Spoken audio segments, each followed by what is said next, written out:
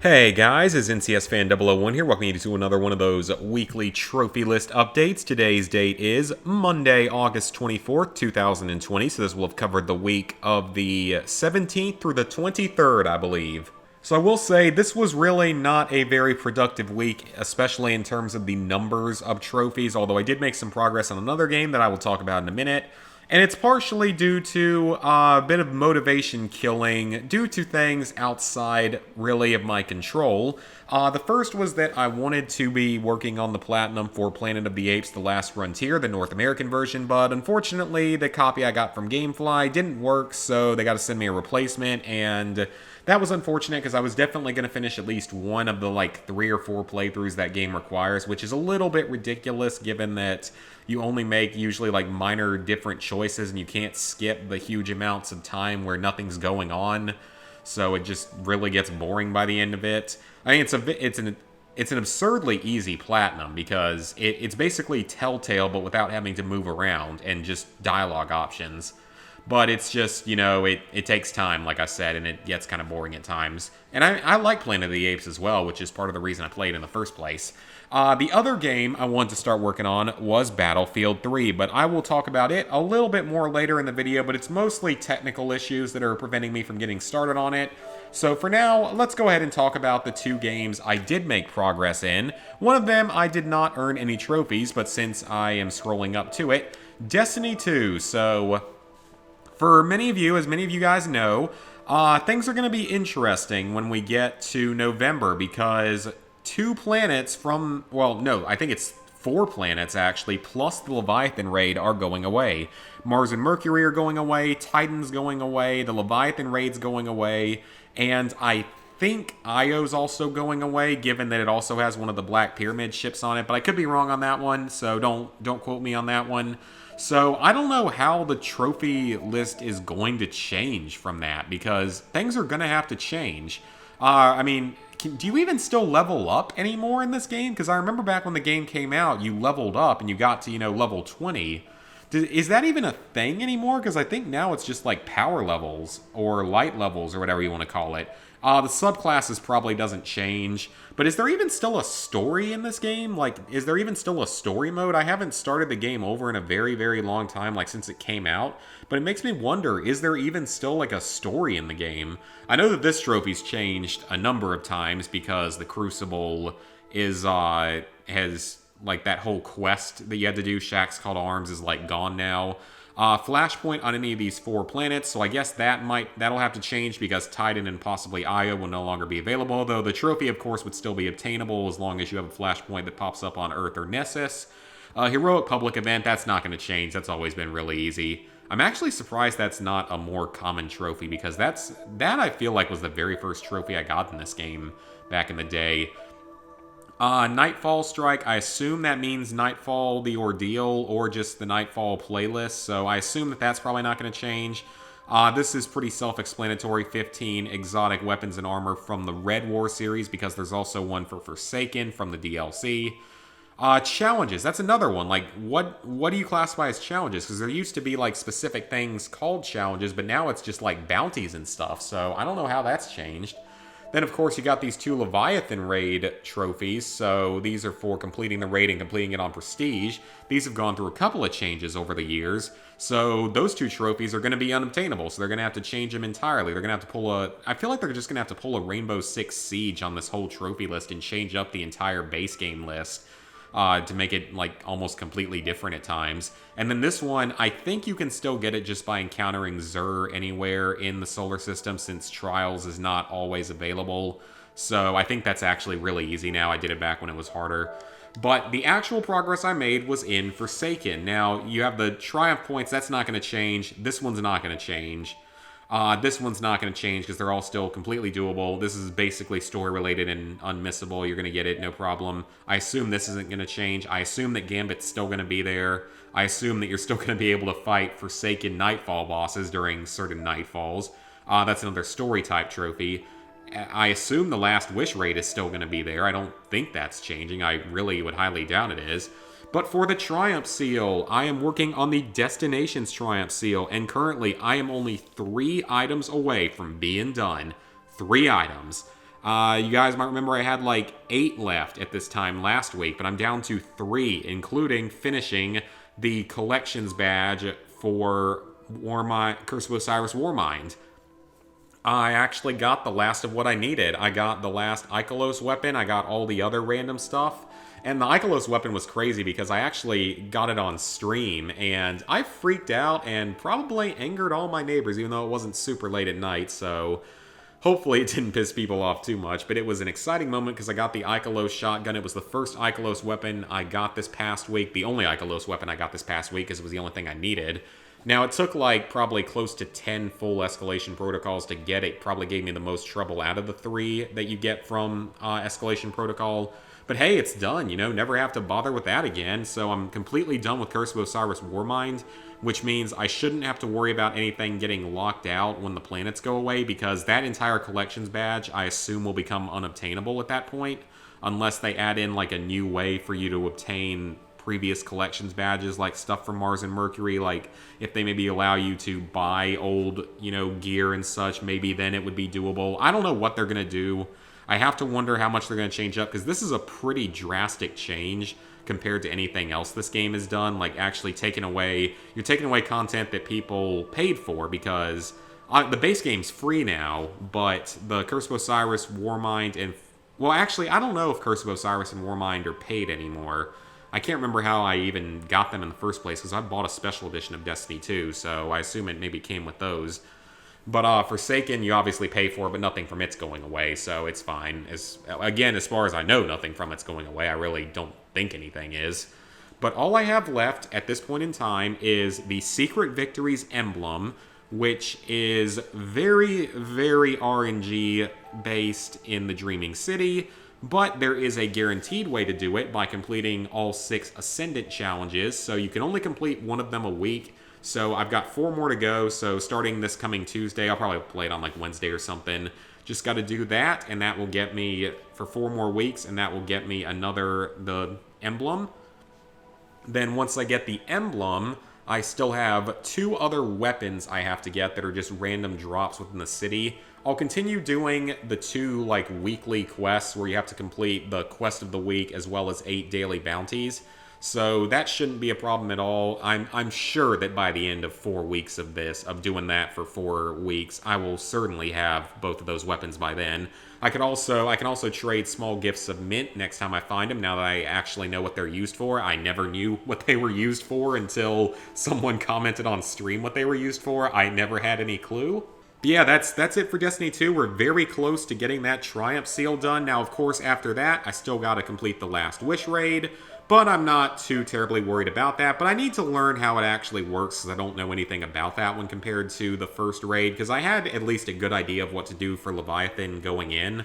So I don't know when I'll get that done, but it won't be as high of a priority once I finish the last collections badge and the Destination's Triumph Seal. But, I mean, I'm excited because I was very happy with the progress I made in that. Like, I still am completely surprised that I got it done as easily as I did with the Ikelos stuff, because I had really, really good luck with those things dropping. Either they have a higher drop rate than I thought, or I had a really, really lucky time getting them. Because I would say I completed no more than 25 full escalation protocols over the past month or 2, and I got all 3 of them in that time. So maybe I was just lucky. Maybe they're a higher drop rate than I thought, but I didn't get any duplicates of them either, which was also awesome. So anyway, with that, we now need to look at the game I actually got trophies in, and the 1 platinum I obtained this week, Destroy All Humans. And I guess we can go through the entire list for that reason. So, you get 6 trophies here just for completing the game. These are all unmissable story trophies for getting into each area. You got to do an upgrade for both Crypto and the Saucer. I ended up getting everything fully upgraded by the time I had the Platinum. This one is basically unmissable. Go back and complete a challenge once you finished all the missions in the game.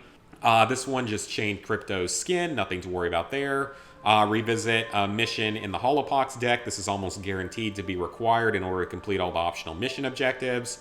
Easy trophy there, easy trophy here. Like, most of the trophies in this game are extremely easy, as you can probably tell by the rate, the obtaining rate, because if you look at it, You know, you got 90s, 70s. Then these are only story related trophies though, so they just take a little while to get to. But of the miscellaneous trophies, you know, 87, 77, 50, 47. I'm actually kind of surprised that that one's not higher.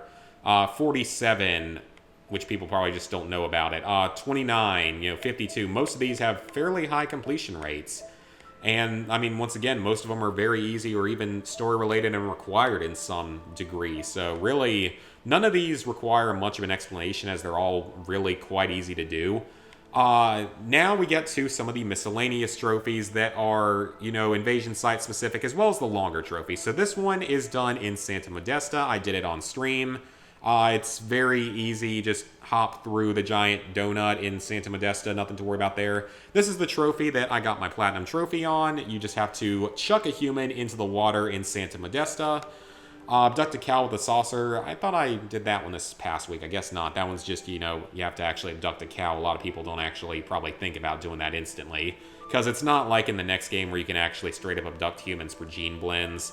PK or pyrokinesis, this one you have to go to Turnip Seed Farm, light a hay bale on fire, and throw it into a human. I'm sure it's not the only way to do it, but it's the easiest way to do it. I mean, that one is a little bit rarer of a trophy, so another miscellaneous trophy that's easy for juggling a human. Then you have two story-related trophies here from missions 18 and 22. 22 is the final mission of the game, though this game does add in a story mission that was not present in the original version of the game. It's mission 13.5. I believe it's the one where you first encounter the mutants. It's a fun little extra mission. I'm glad they added it in, and it is the only, like, major add-in for this game, along with a few of the moves and stuff. Then we get to the challenge-related trophies. We will look more at those in a second, though. Fully upgrade any branch of a weapon or ability. That's pretty tough to miss out on. So, this is by far the hardest trophy in the game, acing all the challenges. It means you got to get 3 stars in all 24 in-game challenges. The Armageddon challenges and the Rampage challenges are pretty easy if you have some idea of what you're doing, so those really aren't a problem. It's the racing and abduction challenges that are a problem. The racing challenges get really tight by the end of the game, especially in Uniontown and Capital City. The one in Area 42 isn't awful, and the ones before that really aren't too bad. But when you get to those last two, they are brutal because you have to be literally pixel perfect at times to get it. Plus, you have to be fully upgraded to even have a chance.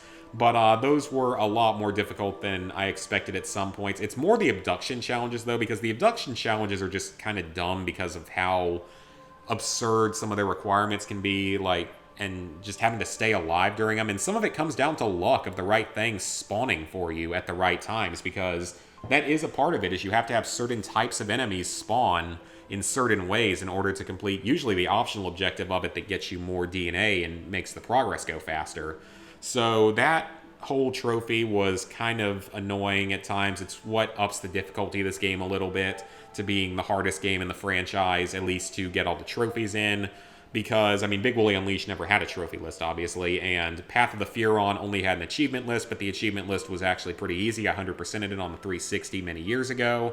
Anyway, then we have the mandatory option for completing all the optional mission objectives. There's, I think, 54 total throughout the game, and most of them are very easy, but some of them are a little bit out of the way and a little bit more difficult. There's only a few that I really had some trouble with. One of them was Mission 11, the grenade objective at the end of it when you're defending the towers.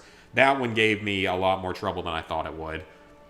And then finally you have the trophy for completing the game. This is earned at the end of the final mission of the game, which is 2 boss fights. The first boss fight of that is very easy, actually. It's done in the saucer, and it's really not that hard as long as you're relatively well upgraded. But the second fight is a massive difficulty spike compared to the rest of the game. Like, most of this game is extremely easy. The only real difficulty comes from some of the challenges and the very end of the final boss fight, because that final boss fight is actually pretty tough. It's a lot tougher than I would have thought it would be. But, you know, in the end, it's not, you know, that overall hard of a platinum. I'd put it at around a 4 out of 10. It takes, I'd say, about 15 hours to get through. Like, it's going to take most players an average of around 15 hours. You could do it a little bit faster, or it might take you a little bit longer. But it's not that bad overall. And as for the quality of the game itself, though, that's something I've been asked a few times. it's not a bad game. I'm not saying it's a bad game by any means, but it's not as good of a game as Battle for Bikini Bottom's remake was. Like, that one was so great and so much fun. Maybe it's because I don't have as much of a nostalgia factor for this game, but this one just didn't hit me quite as hard as SpongeBob did for being a really good remake. So that's my thoughts on the game. I would recommend picking it up at some point when it gets cheaper. I do hope, though, that we get more Destroy All Humans stuff in the future, whether that be remakes of Big Willy Unleashed, Path to Furon, and Destroy All Humans 2, or even a new game in the future. So with that, level 76, 56%, 18,923 total trophies, actually getting pretty close to 19,000, which is kind of awesome. 458 platinums, 2,662 golds, 4,969 silvers, 10,834 bronzes. So, what am I planning on doing this upcoming week? Well, I told you guys that I need to tell you a little bit about what happened with Battlefield 3, and I will do that now. Basically, what's happening with Battlefield 3, my main account works perfectly fine on Battlefield 3 on both my PS3s. My backup account cannot connect to the multiplayer no matter what I do. I have done every possible fix shown online. I've deleted the game data, the save data. I've done absolutely everything you possibly can from all of the online solutions, and nothing has worked. Meaning that my alt account, for some reason, is completely unable to access the Battlefield 3 multiplayer. I have no idea why that is. I'm pretty sure that that is not that's not allowed, I'm pretty sure, because it's a purchased product. It should be available for me to play since I purchased it. I've tried it both the downloaded and disc version, doing every possible fix, and it doesn't work. So, I might put in like a support ticket with EA, but I can't imagine they're actually going to help people for a game that's almost a decade old, well, 7 years old, but yeah, it was Battlefield 3 2013. I think it was 2013, or it might have been a little bit before that, but either way, that really pisses me off because that's just messed up. That's really not fair. So I don't know why that happens. Like, I don't know why they decided to scam me here. But it's really, really annoying because it means that I cannot boost Battlefield 3 with two consoles. Unless they give me some kind of fix, which I do not see happening, I have no possible way to boost Battlefield 3 with multiple consoles, which means I'm going to need a total of 4 people, which just doubles the amount of time that it's going to take to obtain the 100%. So that's part of the reason why I lost a lot of my motivation to play the game, because I got basically screwed over with this. I still don't understand it, but maybe if you guys have any extra ideas that might work, feel free to float them in the comments. I'm open to trying anything. But the way it's looking, I'm going to have to find a boosting group with a total of 4 people, which absolutely sucks because it just extends the time, and it's way harder to coordinate 4 people than it is with 2 or 3 people. So thanks EA, thanks DICE for effing something else up. It's not like you can actually do anything correctly anymore. So yeah, that's basically it for that. I'm just really, really pissed off about that because I wanted to get started on it. And I even rented a server today and of course couldn't use it because my alt account can't log in. Anyway, that's going to be it for this video, guys. I managed to actually drag this one out longer than expected. Other than that, I don't know what I'll play this week. We'll figure it out as it goes on, but I will continue working on Destiny 2. I'll be closer, hopefully, to that Triumph seal by the end of the week. So thank you guys for watching. Streams and stuff should be fairly normal this week, so see you guys for some more content as the week goes on.